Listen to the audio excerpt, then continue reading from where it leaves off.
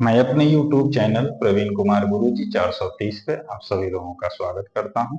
आज हम 1999 का पेपर लेके आए हैं जो टीटीटी 1999 का पेपर है। उसके सलूशन की तरफ हम बढ़ते हैं। मैंने क्या देखा कि जब भी डिटर्मिनेंट सॉल्व करना है और आपके पास कोई नंबर साइक्लिक क्रम में रिपीट होता है तो उस डिटर्मिनेंट की वैल्यू इसकी बराबर होती है माइनस साइन ए cube plus B cube plus सी क्यूब माइनस 3b सी के बराबर होती है। वैल्यू को रख दिया जाए, एक का क्यूब 1, 2 का क्यूब 8, 7 का क्यूब 27 माइनस 3 गुणे 1 गुणे 2 गुणे 3 सलूशन किया जाए तो आप कहेंगे 936 यहाँ आ जाएगा, यहाँ 18 आ जाएगा। माइनस करेंगे तो माइनस 18 इसका आंसर है। ये है ऑप्शन नंबर बी। दूसरे में देखिए कह रहा है कि इस डिटर्मिनेंट की वैल्यू 0 है तो x का मान बताइए। इसमें आप क्या करते हैं, इसको x की नंबर को वेरीफाई करने का प्रयास कीजिए।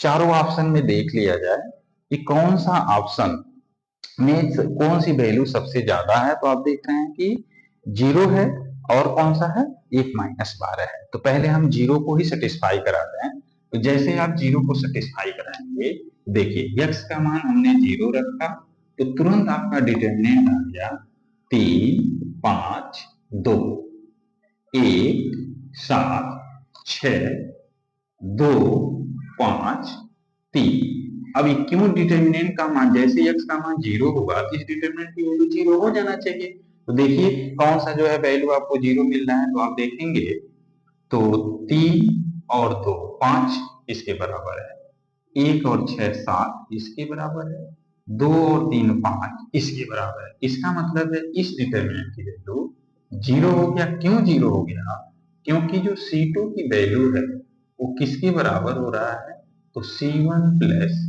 C3 के बराबर हो रहा है। ये सारी प्रॉपर्टी आप सबको पता है। तो 0 सेटिस्फाई कर गया। अब मैं आता हूं -12 देखूं कि सेटिस्फाई करता है कि नहीं। तो जैसे ही -12 रखा गया तो ये डिटर्मिनेंट कितना आ गया, -12 और 3 ये हो जाएगा -9। यहाँ है आपके पास 5, ये है 2, यहाँ 1 और इसमें रखेंगे तो कितना आ जाएगा, ये हो जाएगा -5 और ये 6, यहाँ 2, 5 और -9।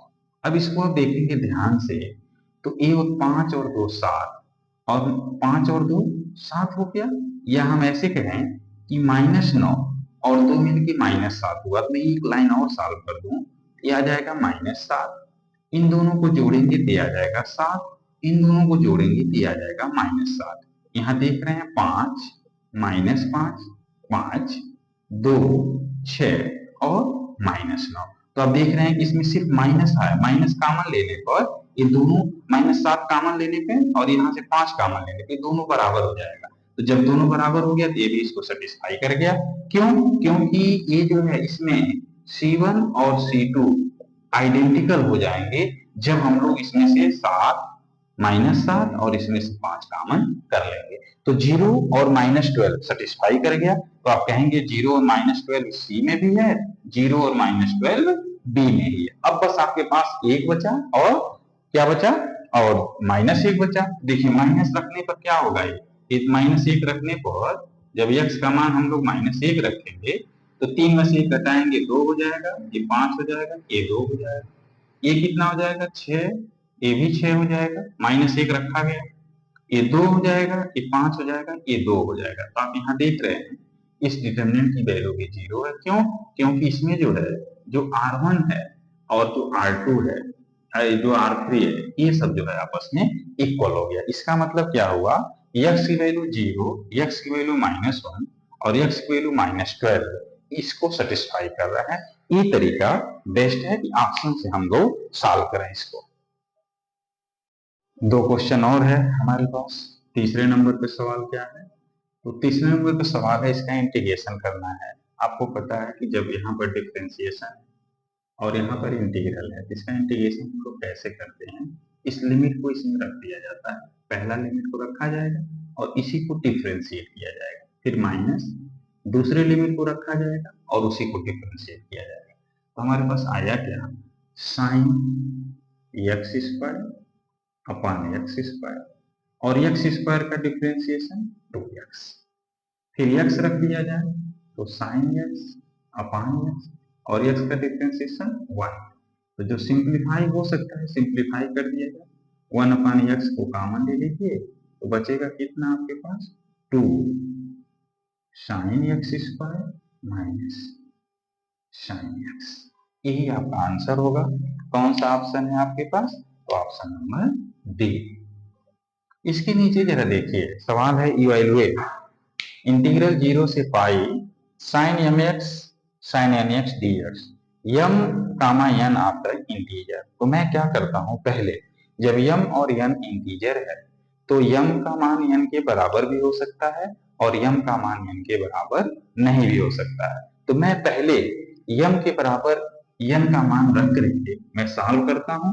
अगर हमको ऑप्शन मिल जाएगा हमें आगे सोचने की जरूरत नहीं है। तो जब यम और एन बराबर हो तो जो क्वेश्चन पूछा गया इसकी वैल्यू 0 से पाई और ये हो गया आपके पास sine square n x d x. अब इसका सोल्यूशन आपको कैसे करना है, अगर हम इसमें 2 का नीचे ऊपर मल्टीप्लाई कर रहे हैं तो इसे आप कर सकते हैं 1/2 ये 0 से पाई, इसको आप लिख सकते हैं 1 minus cos 2 n x. Formula लग गया।